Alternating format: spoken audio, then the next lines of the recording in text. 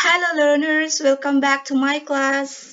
In the previous video, I have given you the explanation about the definition, purpose, structure, and language features of a news item text. Bagi yang belum menonton video pertama dari topik ini, silakan ditonton terlebih dahulu. Linknya sudah saya sematkan di deskripsi. In the previous video as well, I asked you to analyze and discover the purpose, structure, and language features of the text with your classmate. I'm gladly to show you the result of your discussion here. I just pick some of it randomly. Mostly, you are success to analyze the purpose and the structure of the text, but not for language features. Okay, look at here for the first group. Untuk tujuannya atau purpose-nya sudah baik dijelaskan atau dianalyze walaupun belum sempurna. Structure-nya juga sudah baik, tapi language features-nya belum dilengkapi dengan baik. Begitu juga kelompok kedua, the second group, purpose-nya sudah baik, structure-nya sudah baik, namun language features-nya belum dilengkapi. Begitu juga kelompok 3. Kelompok 3 sudah mencoba melengkapi lebih banyak language features-nya, tapi ada juga yang belum dilengkapi. Dan kelompok keempat ini yang mungkin melengkapi language features-nya paling banyak, namun benar atau tidaknya, mari kita lihat setelah ini akan saya analyze teks yang sudah saya berikan kemarin. And this is the text. Let's move to vocabulary. Kita akan menganalisis vocabulary atau kosakata yang digunakan dalam teks ini. Ya. Oke, boleh kalian lihat kata-kata yang sudah saya highlight oranye di sini. Kata pertama adalah full force. President Donald Trump will bring the full force. What is full force? Full force of the U.S. government. Full force in bahasa we can say that with kekuatan penuh. Will bring the full force, kekuatan penuh of the U.S. government to combat. The second vocabulary here is combat. To combat human trafficking. Combat has similar meaning with fight atau melawan ya. To fight, to combat, untuk melawan human trafficking. Okay, and then the president is meeting with senior. Sedang melakukan pertemuan ya, sedang melakukan pertemuan with senior advisor. Advisor here is people that give advice. Or in other word, we can say with mentor or consultant. Okay, and representative of organization. Representative here is perwakilan ya atau delegasi, perwakilan dari sebuah organisasi atau organisasi di sini karena menggunakan S, organisasinya banyak ya. Perwakilan dari organisasi-organisasi that deal with. What is deal with? Yang berurusan atau mengurusi trafficking at the White House. Okay, and what is human trafficking? Di headline sudah ada human trafficking, di main event sudah ada trafficking, di sini ada human trafficking lagi. What is human trafficking? Human trafficking itu adalah perdagangan manusia. Trump calls human trafficking, perdagangan manusia, a problem, sebuah masalah that is not talked about enough. Not talked about enough itu artinya adalah tidak cukup hanya dibicarakan. Ya, sesuatu masalah yang tidak cukup hanya untuk dibicarakan. Kemudian he said that he would order. Dia mengatakan bahwa dia akan memerintahkan siapa? Departments of Justice and Homeland Security, Departemen Hukum dan Perlindungan Negara, to take a hard look at the resources untuk lebih kuat lagi atau lebih giat lagi untuk melihat resources atau sumber daya mereka yang didelegasikan. Devote itu sama artinya dengan delegasi ya, didelegasikan untuk mengurusi the issue itu masalah, mengurusi masalah itu berarti masalah human trafficking. Okay. Kemudian human trafficking tends to occur. Human trafficking itu cenderung terjadi, terjadi around di sekitar international travel hubs atau perjalanan pusat internasional, ya.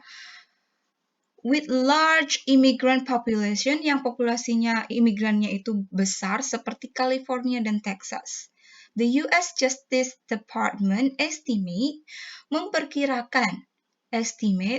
ada 14.500 sampai 17.500 orang, including termasuk young children, anak-anak muda, and teenagers.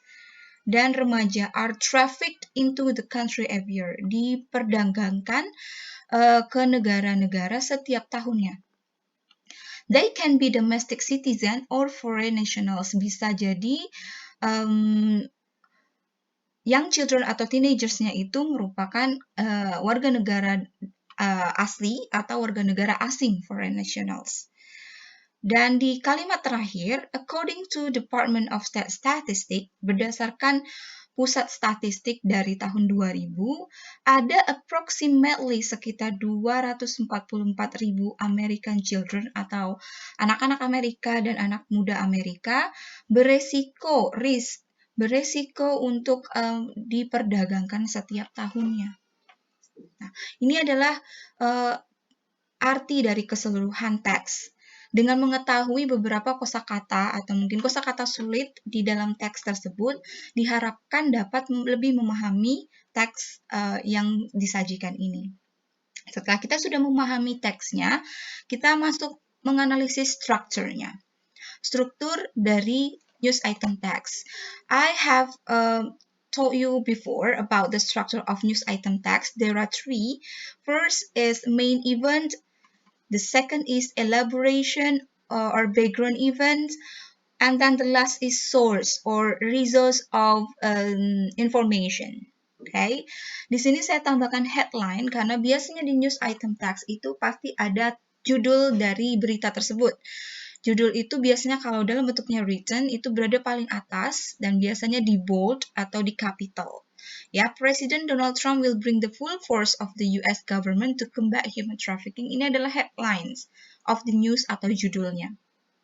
Okay, and kemudian setelah itu, biasanya di awal paragraf dari news item text itu adalah merupakan main event atau newsworthy event yang biasanya adalah rangkuman dari berita tersebut, ya, rangkuman atau berita inti dari berita tersebut. Ya, di sini dibilang the president is meeting with senior advisors and representatives of organization that deal with trafficking at the White House. Di sini berarti main eventnya itu ada pertemuan antara presiden dan senior advisors dan juga representatif dari organisasi-organisasi untuk membicarakan masalah human trafficking. Itu main eventnya. Kemudian pasti ada pertanyaan ya. Apa yang mereka bicarakan, apa solusinya, apa action dari Presiden Donald Trump ini terhadap kasus ini. Itu dijelaskan setelah main event di sini, paragraf kedua dan paragraf ketiga. Dan ini dinamakan elaboration atau pengembangan dari main event atau background event. Kita bisa sebut elaboration, bisa juga background event. Background event atau elaboration ini adalah pengembangan dari main event. Kapan, di mana, apa, bagaimana, siapa ada di elaboration seperti itu. Ya, jadi kita sudah menentukan headline, main event, dan elaboration. Dan terakhir ada source atau resource of information. Di sini yang saya bold adalah source atau resource of information. Jadi source itu adalah siapa yang memberikan informasi di dalam berita tersebut atau sumbernya siapa. Di sini ada beberapa informasi yang diberikan dan ada beberapa nama yang diberikan. Pertama adalah Trump mengatakan human trafficking a problem that is not talked about enough.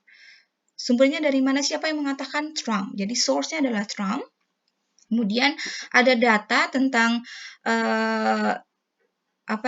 traffic into the country every year, 14.500 sampai 17.500 people. Siapa yang mengatakan? Sumbernya dari mana? The US Justice Department estimates. Ya. Kemudian ada juga according to, berdasarkan. Ya, berdasarkan the Department of State Statistics, berarti ada sumbernya. Sumbernya adalah Department of Statistics yang mengatakan bahwa they are approximately bla bla bla. Ya, oke. Jadi ada 3 source di news ini, ada Trump, the US Justice Department estimates, dan state statistics. Biasanya sumber itu biasanya menggunakan kata-kata yang kalimat langsung atau according to, ya, according to the department, dan ada informasi yang diberikan setelah itu, gitu ya. Jadi inilah strukturnya: headline, main event, elaboration atau background event, and also source. Okay, next. Kita ke purpose atau tujuan atau aim, ya. Untuk menemukan purpose atau tujuan dari sebuah teks, kalian perlu membaca dulu seluruh teksnya dan menyimpulkan atau pastikan di seluruh bagian teks itu muncul dari informasi tersebut. Ya, itulah berarti tujuan dari diberitakan atau diinformasikannya berita ini, seperti itu ya. Dan biasanya juga di headline sudah ada tujuan dari berita tersebut dan juga di main event, ya. Jadi di sini purpose atau tujuan dari news item text ini is to inform the reader about human trafficking that is happening in the US and how Trump, President of the US, handle it, atau the action of Donald Trump with this case, gitu ya. Jadi di sini kan dibilang di main eventnya bahwa ada pertemuan antara presiden dan advisors, gitu ya, untuk membicarakan human trafficking. Jadi di sini juga ada data-data tentang human trafficking ya di setiap tahunnya. Jadi memberikan informasi kepada pembaca bahwa di US itu sekian atau ada kejadian atau ada human trafficking perdagangan manusia di US, dan juga tindakan dari Donald Trump sebagai presiden untuk masalah ini. Seperti itu, ya. Oke, kita masuk ke language features atau ciri-ciri kebahasaan. Ya, ini cukup panjang, ya. Ada 6 yang sudah kita bahas sebelumnya secara general, secara umum. Hari ini saya akan sedikit memberikan lebih detail, walaupun tidak begitu detail ya. Mungkin next bisa saya akan membuat video untuk lebih detail lagi mengenai language features ini ya. Okay. Untuk yang pertama ada focusing on circumstances atau particular event. Untuk mengetahui ciri kebahasaan dari teks, news item text, itu yang pertama ada focusing on circumstances atau particular event. Jadi, it tells about the particular event. Kejadian, suatu kejadian, ya. Contoh, berita itu fokus pada murder, pembunuhan, atau disaster, atau COVID-19. Celebration of Independence Day in Jakarta. Jadi yang diberitakan adalah tentang sebuah event tertentu, ya, murder, disaster, COVID-19, seperti itu, ya. Kalau yang tadi yang kita bahas sebelumnya tentang human trafficking, gitu ya. Okay, next, second one, using action verbs. What is action verbs? What is action verbs? Action verbs is to express something that a person, animal, or object can do or be. Seperti kita manusia atau binatang bisa melakukan apa atau action yang dia lakukan, pekerjaan yang dia lakukan itu namanya action verb. Contohnya jump, tell, discuss, study, verb ya, kata kerja. Bentuk pertama atau bentuk pertama yang saya jelaskan, jump, tell, discuss, and study. Jump, tell, discuss, and study juga bisa dirubah ke bentuk kedua dan ketiga tergantung dengan tenses atau grammarnya, ya. Kemudian using past tense atau telling past activity. For telling past activity, rumusnya adalah menceritakan ada activity yang sudah terjadi di sebelumnya dan sudah selesai di saat sekarang, terjadi di masa lalu dan selesai sekarang. Untuk patternnya ada subject plus verb to plus object and plus adverb, dan adverbnya atau kata keterangan yang digunakan adalah bentuk masa lalu, last week, last year, 2 hours ago, this morning, seperti itu ya.